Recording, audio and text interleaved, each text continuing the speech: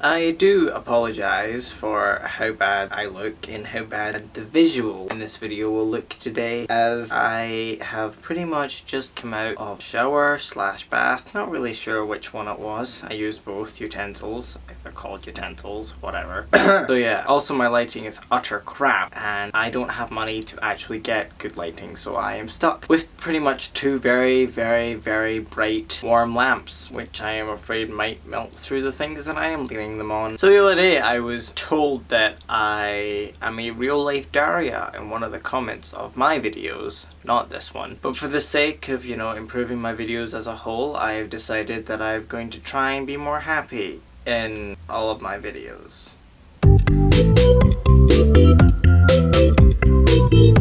So yeah, we're gonna use this music all the way through this video in an attempt to make myself a little bit more intriguing.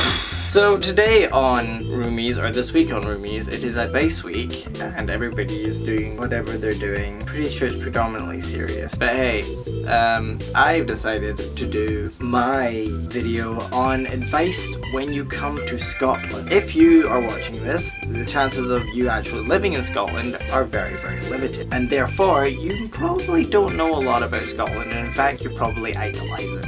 As I have quickly found out that Australians and Americans in particular think that Scottish people are da best. I don't really know why, but they do. It's probably down to the fact that when they think of Scotland, they probably think of really big hills, castles, and green in general, when really it's just cold, wind, and rain. So if you ever plan to come to Scotland, follow these rules, or at least accept this advice.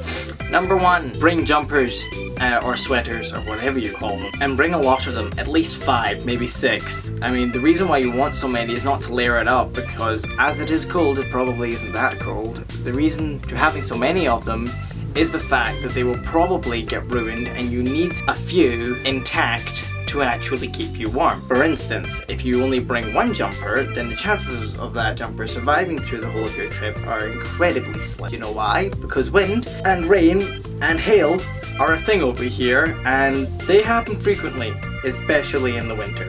People often laugh at the fact that I have a paper round here, and I'll tell you one thing, it's no laughable fact. I consider myself a type of warrior going through that weather. It's horrific. Almost, what's that word? The thing with the hurting / labor. It's not slavery.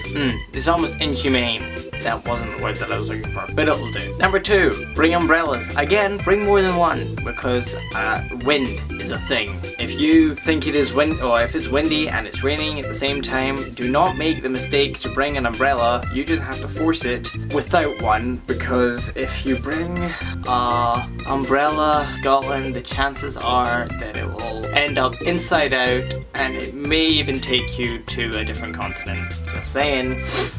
Number 3, not all Scots have really nice accents. Well, not saying that I have a nice accent, but I have been told that people like my accent, so nah. But not everybody has a really clear, posh accent. Most of them talk as if they were, how do you describe this? It's as if they're being tortured while whining, and just general sloppiness. They even forget to use actually proper words, which is funny considering that I don't know where I was going with that sentence.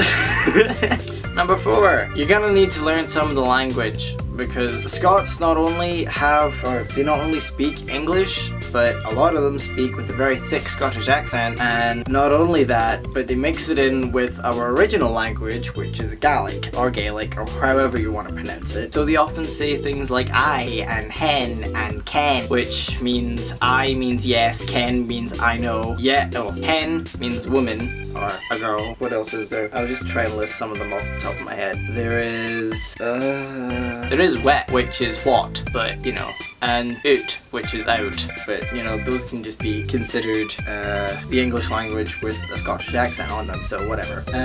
But yeah, look them up, because you know, they're not hard to find, and there's not a lot of them. Once you live in Scotland for at least about a month, you kind of get the hang of what people are saying. Or at least I'd imagine so, because it's really not that difficult to pick up in my opinion. But then again, I have been brought up in Scotland, so I wouldn't really know. And number 5, be aware the fact that a Scottish delicacy was cooked within a sheep's stomach, or is cooked within a sheep's stomach. That delicacy is called haggis, and it's a mixture of different meats and spices, and it tastes actually really good, but you know, apparently that's scary according to Australians. Yes, Jordan, I'm looking at you. And yeah, that's it. I'd also like to point out the fact that Scotland is not an island. Apparently that wasn't clear and isn't taught in Australian or American schools, apparently, considering that 2 of my closest friends over the internet thought that Scotland was an island just on top of Britain. Wow. No, Scotland is attached to England, and in fact, you know that kangaroo shaped thing? Yeah, well, waist up, that's us. Waist down, that's England. We're, you know, about the same size. Yeah, and no, we were not cut off at the waist or anything like that. So there you go. That's some advice and general knowledge about Scotland as a whole. I hope you enjoyed this video, and I will talk to you next week. Bye.